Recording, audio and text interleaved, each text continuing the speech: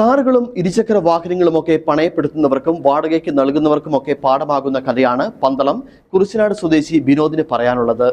1.5 വർഷം മുമ്പ് ബിനോദ് പണയപ്പെടുത്തിയ ഇരുചക്ര വാഹനത്തിന് ഇപ്പോൾ അടയ്ക്കേണ്ടതായി വന്നിട്ടുള്ള പിഴത്തുക 68,000 രൂപയാണ്. ബിനോദിന് ഇതെങ്ങനെ സംഭവിച്ചുവെന്ന് നോക്കാം. പന്തളം കുറിച്ച്നാട് സ്വദേശി ബിനോദ് KL 31P 6798 എന്ന നമ്പറിലുള്ള സ്കൂട്ടർ 1.5 വർഷം മുമ്പ് 13,000 രൂപയ്ക്കായിരുന്നു പത്തനംതിട്ട വള്ളിക്കോട് സ്വദേശിക്ക് പണയപ്പെടുത്തിയത്. സാമ്പത്തിക പരാധീനത മൂലമാണ് താൻ ഇത്തരമൊരു കാര്യത്തിന് മുതിർന്നതെന്ന് ബിനോദ് പറയുന്നു. 2,600 രൂപ ഒരു തവണ സ്കൂട്ടർ പണയപ്പെടുത്തിയ ആൾക്ക് ബിനോദ് തിരികെ നൽകി. പിന്നീട് കുറച്ചു മാസങ്ങളായി പണം നൽകിയില്ലെന്നും ഒരിക്കൽ സ്കൂട്ടർ തിരികെയെടുക്കുന്നത് സംബന്ധിച്ച് തിരക്കിയപ്പോൾ സ്കൂട്ടർ ആക്രിക്ക് വിറ്റെന്ന് സ്കൂട്ടർ പണയത്തിന് വാങ്ങിയവർ പറഞ്ഞതായും ബിനോദ് പറയുന്നു. പത്തനംതിട്ട വള്ളിക്കോട് ഒരു വീട്ടിൽ വണ്ടി കൊണ്ട് പണയം വെച്ചായിരുന്നു.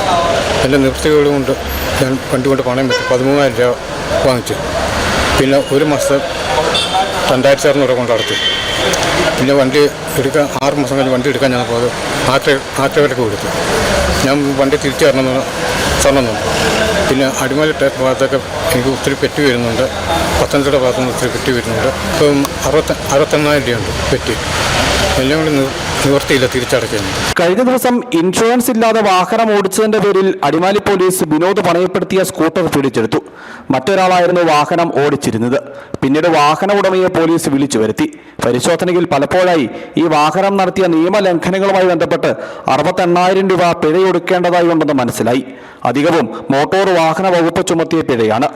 വാഹനം വിറ്റാൽ പോലും പിഴയൊടുക്കേണ്ട തുക തികയില്ലെന്നും പിഴയൊടുക്കാൻ നിർവാഹമില്ലെന്നും ബിനോദ് പറയുന്നു.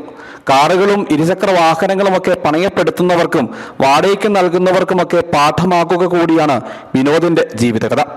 News bureau, Adimali.